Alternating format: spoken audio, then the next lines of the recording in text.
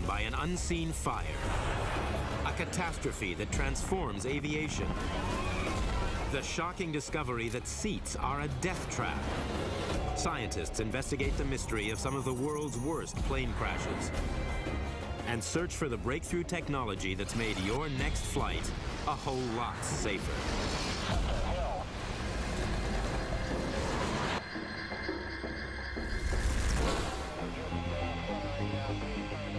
January 25th, 1990, as fog engulfs JFK, planes stack up overhead. The tower routes Avianca Flight 052 for final approach.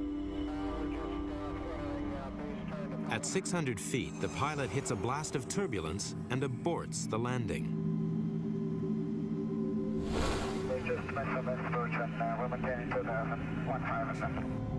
Then, the pilot relays bigger news. And now we're running out of fuel.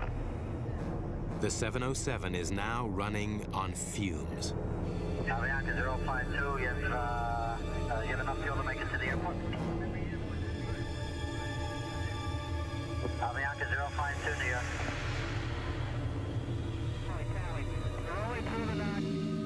Avianca 052, radar contact lost. Flight 052 crash lands in Cove Neck, Long Island. No fuel, so no fireball. It belly flops on a slope, splits in two, then shudders to a stop.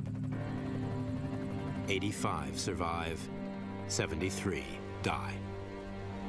When Barry Trotter and a team from the NTSB examine the wreckage, they make a chilling discovery. More should have survived. The majority of them died because the seats failed. So the passengers still strapped to their seats were moving forward and bumping and piling up against the other passengers ahead of them. When you think about the fact that the fuselage stayed together and protected the people in that way, it's the seats that didn't protect the people. Their seatbelts stayed intact, and the rescuers said that all the seatbelts were attached, but with the seat not staying attached to the airplane, you lose all benefit, any protection of the restraint system, because you go flying with your seat. It's not the first time seats failed so badly. 8 years before, horror in the nation's capital. Air Florida 90 came down in the Potomac River. Investigators have found the victims of the Air Florida disaster were not killed by the crash impact of the plane with the bridge or river. Instead, they died when almost all the seats broke loose. By the time of the Cove Neck crash in 1990, aviation has gone through a digital revolution. But back in the cabin, passengers are still living in the 1950s. Rules dating back to 1952 state that seats must withstand a force 9 times stronger than gravity.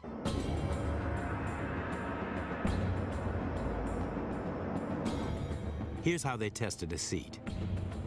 Load it with a block of wood and pull it in all directions at 9 Gs.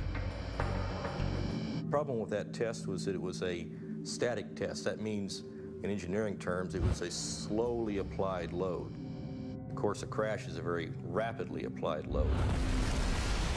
Throughout the 70s, engineers conduct all sorts of dynamic tests, but only on the airframe, not the seats. Not until 1981 does the FAA finally open a facility to dynamically test seats. One of our most spectacular videos that illustrates the problems with the 9G seats, we called it Flying Freddy. Freddy reveals the fatal flaws.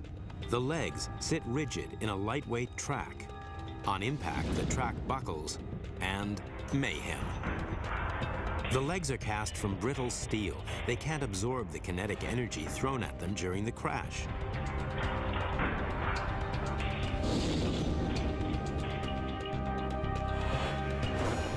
"9G was out. Seats had to withstand a stronger force. But how strong? was a lot of research that went into determining just what G level was being experienced by the occupants of survivable airplane crashes. And this is from dropping fuselages and controlled impact demonstrations. At NASA's drop test facility in Langley, tests reveal that both passengers and aircraft floors can survive impacts up to 16 Gs.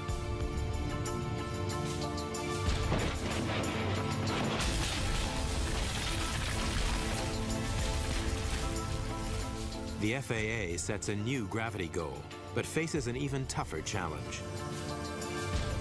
Design a seat that can run down this track at 44 feet per second and survive a sudden halt equal to a 16G impact. The seat structures needed to be strong, but also light. So that ended up being a catch-22. If you made it stronger by making it heavier, because it was a dynamic test, now that weight worked against you. Seat manufacturers would bring in prototypes. We'd put them on our test sled, and invariably, they would simply break loose and go flying off the sled. While tests continue, the world's fleet is still flying with 9G seats, the standard set in 1952. Finally, in 1986, the breakthrough. And this is how they did it. First, they fit a flexible stud to the end of the seat leg. When the track buckles, the foot swivels instead of snapping out. Second, they cast the legs in a C shape. In a crash, the back legs straighten and the front legs compress. As the legs crumple, they absorb most of the kinetic energy of the impact. When that seat finally stayed on at 16 Gs, everybody was pretty enthused. There was some jumping up and down and hollering going on. In 1988, manufacturers fit 16G seats on new planes. But it was judged too expensive to retrofit the entire existing U.S. fleet. 1 year later, a Boeing 737 crashes on a freeway in England. The broken Boeing, 4 months off the production line, so profoundly distorted that in the cold light of day, it was hard to imagine that anyone could have escaped alive. 47 die, but experts believe that many of the 74 survivors owe their lives to the new 16G seats. It was the first crash that involved seats that had been tested here at CAMI and had passed our 16G requirement. When Avianca 052 crashed at Cove Neck 12 months later, it still carried the old seats. Experts believe that lives could have been saved if the plane had been fitted with 16G seats. Not until October 2009 will they become mandatory on all aircraft.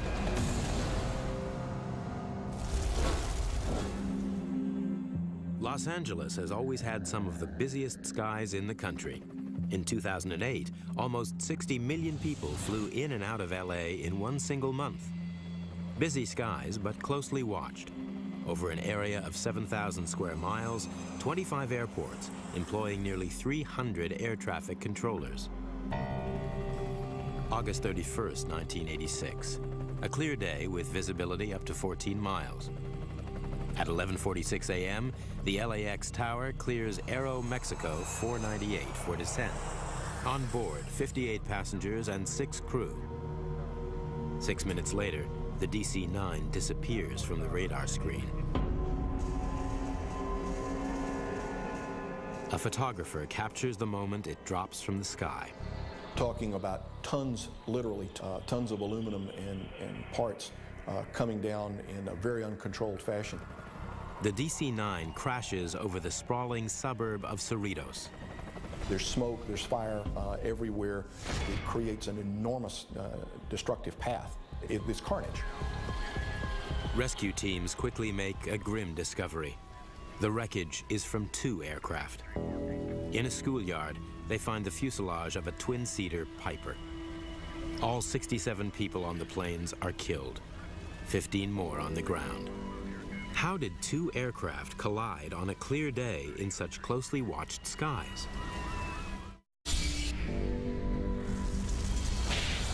Two planes have collided in mid-air over Los Angeles. Investigators must probe why. They check the flight records and discover the Piper left Torrance Airport 12 minutes before the crash. It ascends to the wrong altitude and enters the LAX terminal control area, flying straight into the path of Aeromexico 498. The air traffic controller didn't know they were there. The Aeromexico crew clearly didn't know they were there, and the Piper, in all likelihood, believed that they were outside of airspace that would present them any danger. In fact, they weren't, and the collision occurred. All pilots learn the first rule of aircraft separation. It's called see and avoid, a method as crude as it sounds. In tests, it works barely half the time. Investigator and ex-pilot John Cox knows why. It is very difficult to see a small aircraft, particularly when they pose a threat to you, as they're oftentimes virtually head-on, so that they don't present a large profile, so it's very hard to see them. Two planes are flying over Arizona on a deliberate collision course. Closing with the other aircraft right now. He's about 17 miles ahead of us, and we're closing at about 400 knots, which is about 450 miles an hour. That means they're traveling at a combined speed of 900 miles an hour. They'll meet in seconds. Only now does the co-pilot spot the other aircraft. They've seen and have split seconds to avoid. He's off to the left there. If the pilots hadn't been looking for the other plane, they'd probably have collided. Human eye isn't very good at picking out little specks on the horizon. And if you're actually going to run into another aircraft, that little speck is not moving around at all. So it's extremely difficult to see, even on a clear day. The Massachusetts Institute of Technology has studied the effectiveness of see and avoid. The engineer in charge of the investigation is John Andrews.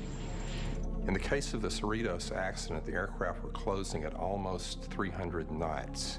And what that means is that in order to see the aircraft in time to avoid, you would have to see it at about a distance of 1 mile. That's 13 seconds approximately before the collision.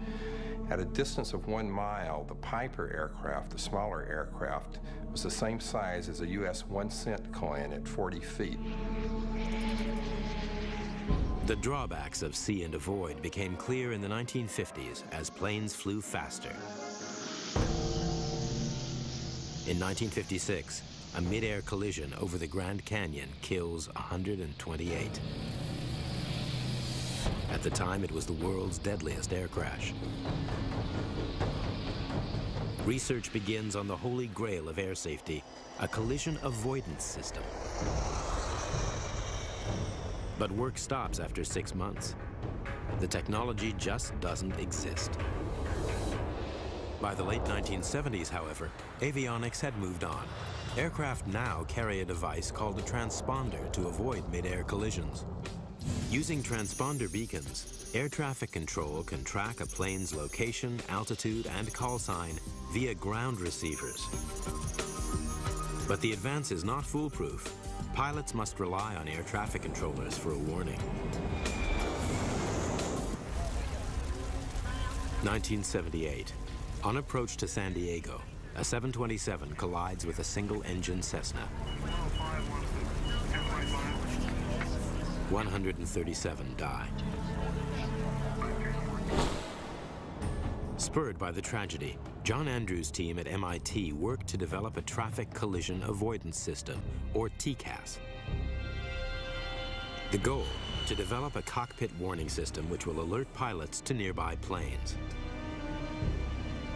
Hundreds and hundreds of hours of testing had to be done to bring the system to the point where we could actually say if this were installed, it would work. Andrews tests his prototype by rerunning the fatal flight at San Diego. We equipped a 727 and a small aircraft, exactly the same type aircraft that collided, and flew them with TCAS equipment on board to test and see whether or not the electronic part of the system was good enough to have prevented that accident. Our conclusion was that we could do it with existing transponders. TCAS signals all aircraft transponders within a range of 40 miles. Transponders on nearby planes respond with speed, altitude, and call sign. If planes are heading on a collision path, TCAS warns one to ascend and the other to descend. Finally, the solution. But at $60,000 each, it's an expensive fix. For a while, there was obviously reluctance to spend all the money it would require to equip commercial aircraft with TCAS. It was considered to be a fairly expensive piece of avionics. Then, the mid-air collision over Cerritos, a virtual rerun of the San Diego crash. And Cerritos was the key event that pushed the system from the laboratory and from the experimental flying into actual daily operational use. After Cerritos, the FAA makes TCAS mandatory on all large U.S. aircraft. In 1993, it was required on all planes carrying more than 30 passengers. Descend, descend, traffic, traffic. Today, every plane entering U.S. airspace is required to have it. Aircraft that's plus 100. TCAS has literally saved numbers of airliners, including one that I was flying. We would have probably struck a small airplane over Central Florida had we not had TCAS warning.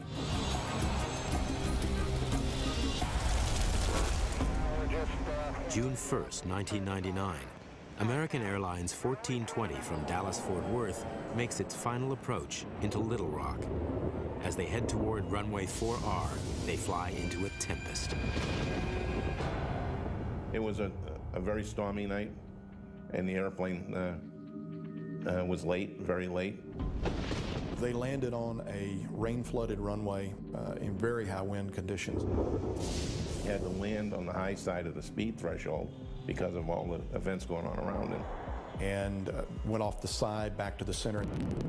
And he went off the end going quite fast. 146 lives hang in the balance. Little Rock, Arkansas. A plane crashes in a severe thunderstorm. We just kept on going and we slid off. And all I remember is the stewardess screaming, "Brace." We started to turn the plane just started sliding. I just held on and prayed that, you know, that I would see my parents. Most of the 146 on board survive. The pilot and 10 passengers die. The survivors have a lucky escape. The aircraft stopped just short of the Arkansas River. Investigators pieced together the final moments. The plane left the runway at high speed, smashed into a lighting gantry, broke into 3 sections, and burst into flames. They conclude that the pilot shouldn't have landed during a level 6 thunderstorm, the most severe. The crash is classified as a runway overrun. You know, most of them never make the paper. Most of them are non-events other than the airplane went off and get stuck in the mud. You see more serious ones also every year. Runway overruns happen alarmingly often. In the U.S. alone, one occurs about every 10 days. They happen on both takeoffs and landings and cause 1/4 of all aviation deaths. Southwest Airlines Flight 1455 skids off the runway in Burbank, California, stopping just short of a gas station. Federal authorities agree there ought to be something more than 82 feet between a speeding 737 and a crowded neighborhood. The FAA recommends that runways add a 1,000-foot safety runoff. But most U.S. airports were built before the jet age for prop planes that need less room to take off and land. Many older airports lack room to expand. Among them, one of America's oldest airports, Little Rock. The safety area for runway 4R was just 450 feet, less than half the room recommended by the FAA. New York's JFK International Airport is even more cramped. hemmed in on 3 sides by water. On February 28, 1984, a DC-10 overshoots runway 4 left and ditches in Jamaica Bay. Miraculously, all 177 passengers and crew survive. The manager of aeronautical operations at JFK is Pam Phillips. The question was raised. We had this overrun. What can we do? What can we do to further the research associated with looking at something new, looking at something fresh, looking at something different? What's needed is a way to stop planes quickly and safely when they overshoot. For an answer, the FAA turned to the guys who can stop planes fast. Arresting systems can stop military jets traveling at speeds up to 170 miles per hour in just 600 feet. But planes like these are built to absorb the intense shock. If a commercial aircraft is abruptly stopped, most of its kinetic energy rebounds on impact, damaging both plane and occupants. What is needed is some sort of material that can absorb most of the energy of impact and bring the plane to a halt in a controlled manner. The FAA become particularly interested in something called phenolic foam. It's light, rigid, and crushable. Not the fluffy pink stuff that you think of when you think of household insulation, but it's a firm foam. If you've ever seen the things that florists use to poke flowers into. But this foam had a drawback. If there were an accident, there is potential for a fuel spill, and this material could soak up jet fuel and prolong a fire. It was a setback, but they didn't give up on foam. They turned to foamcrete, a specialist concrete mixed with liquid soap, which in turn traps air bubbles in the mixture. It's tough, but much lighter than standard concrete because it's full of air and it doesn't burn. We really thought that we were onto something with this new cellular material. In essence, it's a strong material in some respects and a very weak material in other respects. Strong enough to withstand 115-mile-an-hour jet blasts and the extreme temperature range at many U.S. airports. Computer trials suggest it's also weak enough to give under the weight of an airplane. As foamcrete crushes, it absorbs the forward energy of the undercarriage and slows the plane gradually. It's like trying to ride a bike through sand. It works in theory, but how about on the runway? The big day was back in May of 1996 when we had a 380-foot long, 40-foot wide bed built. We actually had borrowed an FAA Boeing 727.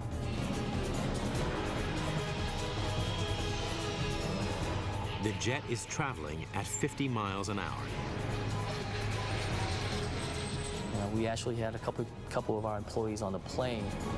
The 727 hits the foamcrete at high speed. The landing gear absorbs the shock. And 10 tons glide to a halt.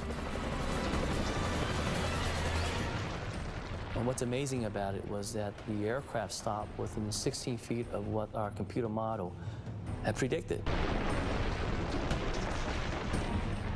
Everybody was just ecstatic about it, and having it stop like it was supposed to, that's all you could ask for. They dub it Engineered Material Arresting System, EMAS. In months, the first EMAS bed is laid at the end of JFK's runway 4 right.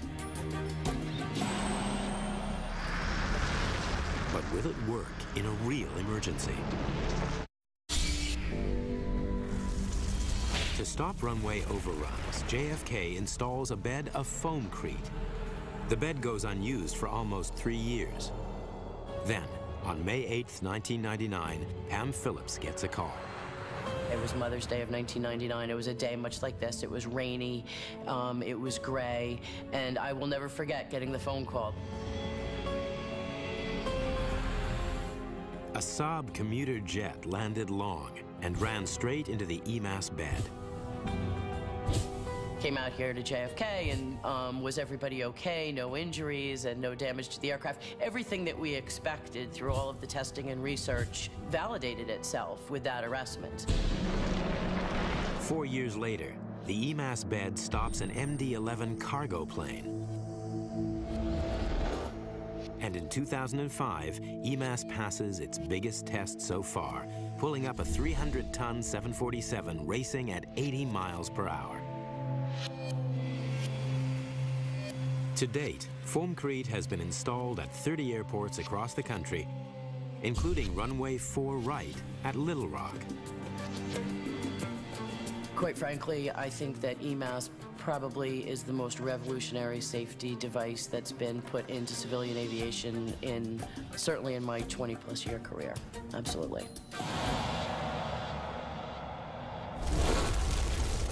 September 2nd, 1998.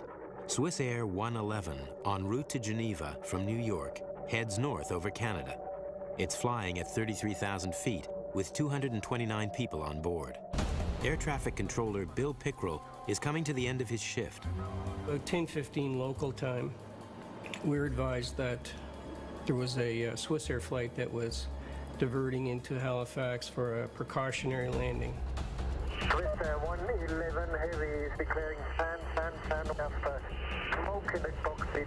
Request immediate return. A pan means something is urgent, but it's not a full-scale emergency. They didn't think it was serious, but this was an aircraft that was about to go across the North Atlantic. Before landing, they have to take precautions. We must dump some fuel. Maybe do that in this area during descent. Are you able to take a turn back to the south, or do you want to stay closer to the airport? Stand by short. No sense of urgency in the pilots' voices.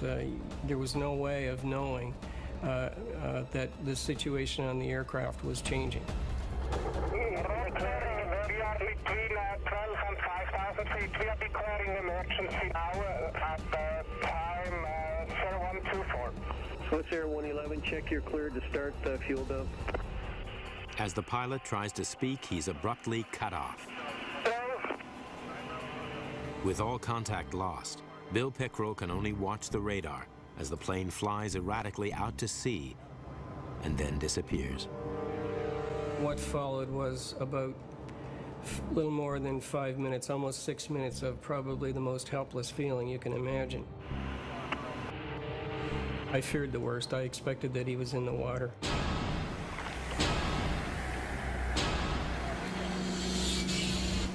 Swiss Air 111 has plummeted into the Atlantic Ocean 6 miles off the coast of Nova Scotia. I heard a loud, it wasn't even an explosion, it was almost like an air wave sort of hit the top of the house and the windows shook. Local people rush to help. Among those watching the news is Larry Vance of the Canadian Transportation Safety Board. Came on newsflash over the television, and I said to my wife, "Ooh, this sounds like one I might be involved in," so I waited for the phone call. The investigation begins immediately. The team is based at a fishing village, Peggy's Cove. The mood at Peggy's Cove was quite somber. I mean, you got 200 bodies out in the ocean. Well, for us in the safety board, it was the biggest investigation that we ever launched, the biggest one we ever participated in. The black boxes are quickly found, but they solve nothing. For some reason, the tapes cut out 6 minutes before the crash. The key to the mystery lies on the seabed. When the plane hit the ocean, it broke into millions of fragments. Each has to be found, raised, and inspected. But the wreckage lies at a depth of 180 feet, and it will take a massive salvage operation to retrieve it. To solve the mystery of Swiss Air 111, investigators must salvage millions of pieces of wreckage. It's an immense operation, costing over $30 million. After 15 months, they recover 98% of the plane. In a hangar, each piece is carefully washed, sorted, and examined. But the first clue is the pilot's own words. Smoke in the cockpit, request immediate return. Much of the wreckage is blackened. There is molten plastic in the cockpit. The controls are burnt and the wiring destroyed. Evidence of a catastrophic fire, and the likely reason why the data recorders stopped working 6 minutes before the crash. To pinpoint the source of the fire, the team reassembles the front 30 feet of the plane.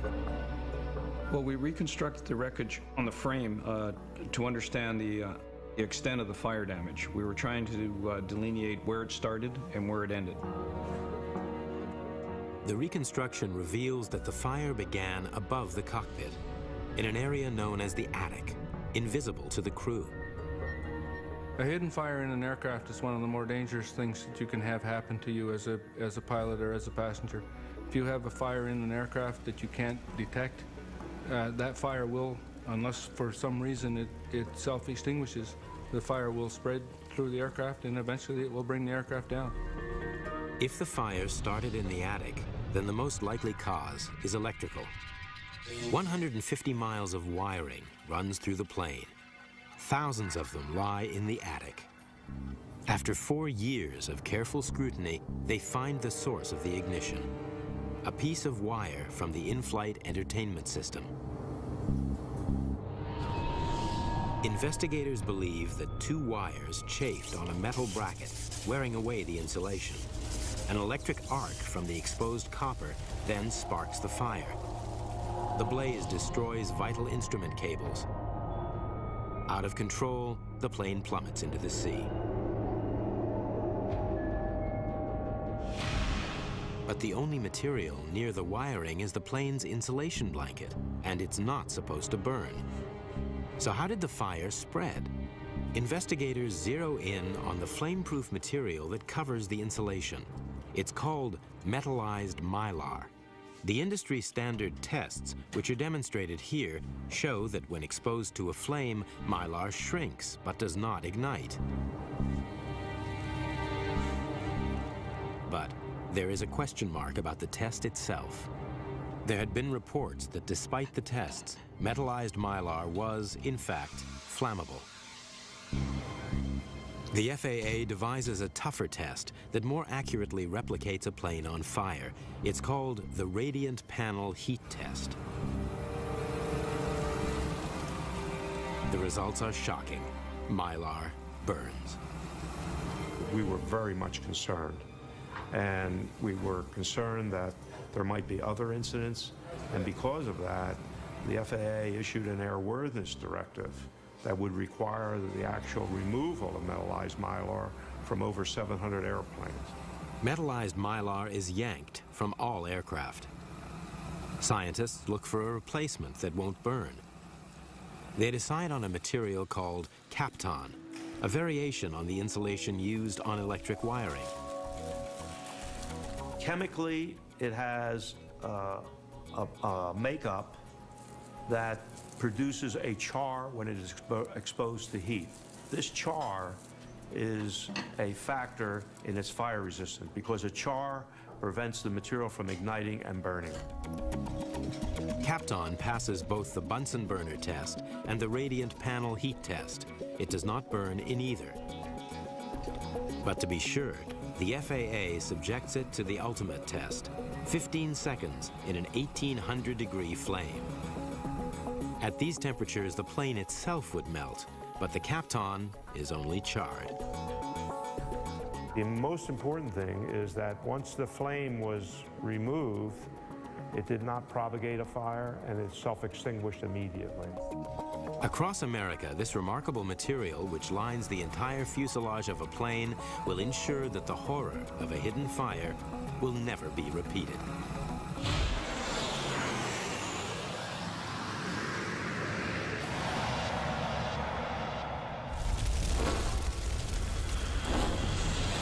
Los Angeles International Airport, February 2nd, 1991, 5:58 p.m., the busiest time of the day in the control tower. US Air 1493 is en route from Syracuse, New York.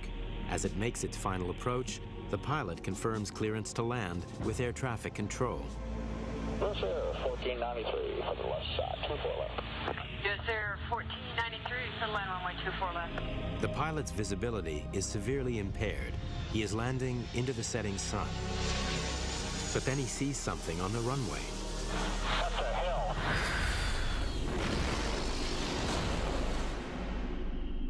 When emergency crews arrive on the scene, they make a chilling discovery. Firefighters first on the scene didn't even know there was a second plane involved for at least 4 minutes. Then observed the propeller, realized that the propeller didn't belong to a 737, and then went back out on the airport to look for the rest of that airplane.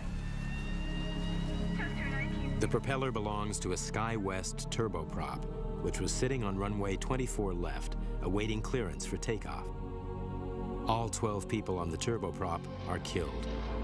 22 die on the 737. Within hours, crash investigator John Cox is on the scene.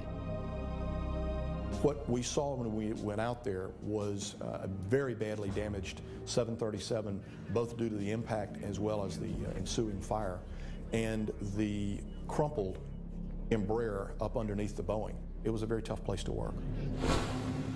Just how could two planes collide on the runway? Two planes have collided on a runway at LAX. An investigation by the National Transportation Safety Board quickly finds out why. The fault was found to be the air traffic controller working the tower at Los Angeles.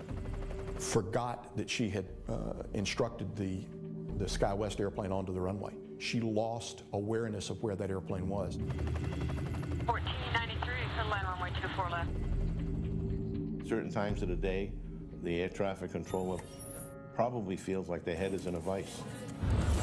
On busy airports with airplanes coming and going, it's very easy for controllers to lose track of exactly where an airplane is. It's the controller's job to keep a safe distance between aircraft. The most dangerous place is where planes are moving fast out on the runway. When there's an airplane on approach or on takeoff for that runway, that is sacred ground.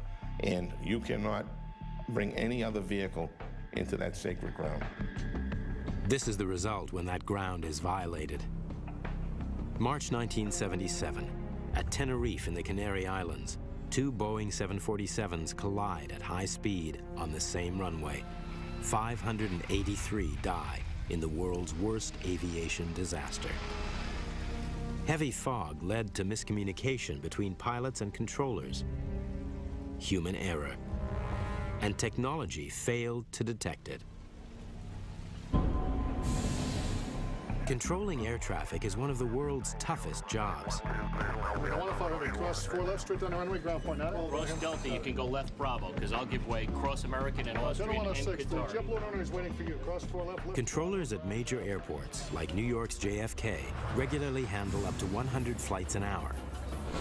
Since the 1950s, most airports have been equipped with radar systems to monitor traffic. Ground radar sends out radio waves which are reflected back from aircraft. The plane's position can then be tracked by the tower. But controllers must manually match every radar blip with each plane's call sign. Hard work at rush hour. Worse, the radar signals can be deflected by heavy rain, snow, and fog. Surface radar as we have it today does have some limitations. There are blackout spots that it doesn't return very well. There are false signals sometimes. But a team at Syracuse, New York has developed a life-saving solution. They call it Airport Surface Detection Equipment, or ASDX. As a plane moves across the airport, its transponder sends out data such as the flight's call sign. Sensors along runways receive the signals while constantly tracking the aircraft's movement. No blind spots, and the sensors work in all weathers. The data is relayed back to the tower and displayed on the ASDX monitor. Over a map of the airport, It continuously displays all traffic movement. Now, controllers can instantly prevent planes colliding. And they don't need to manually identify planes. This system automatically recognizes and displays each aircraft's call sign. As planes move along the runway, a series of green lines warns controllers to block other traffic. When the danger passes, the controllers can safely direct traffic across that runway. ASDX was recently installed at JFK, and today they may need it more than ever. A 757 is making an emergency landing with reports of smoke in the cockpit.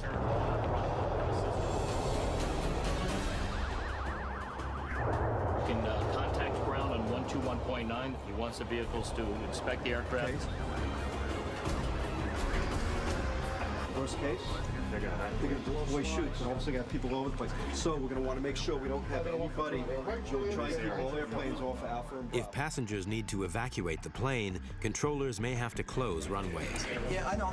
Yeah, I know. That's If they close a runway, the monitor displays a warning. If a plane approaches the runway, ASDX will sound a conflict alert. Warning, runway 22 left. Mill around. In certain scenarios, it can provide as much as 15 seconds warning. In others, it can be less than 10 seconds. But what we have to understand is that even if it's less than 10 seconds, that is the difference between life and death.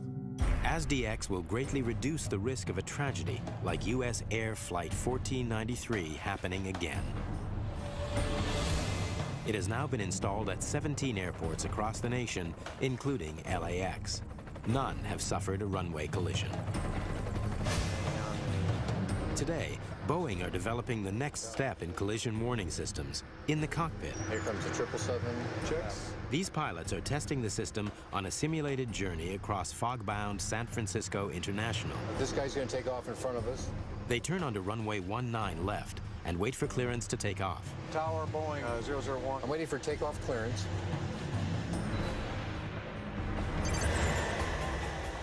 Still waiting for my takeoff clearance, and I don't have it yet. But right here, there's an airplane right behind me getting ready to land. He's 2.4 miles out. Tower, Boeing 1, we show traffic landing on runway 19 left. Do you want us to depart, sir? We've lost comm with the tower, Captain. That's much too close for me. Boeing 1, transmitting in the blind. We show traffic on our tail. We're exiting the runway. So within 1 mile, Captain. Miles, 0.5 miles, closing. Well, that's close. Without the cockpit warning, disaster. Today, decades of innovations safeguard flyers against collisions on the ground and in the air, hidden fires, and runway overruns. One leg of any flight is still risky, the drive to the airport.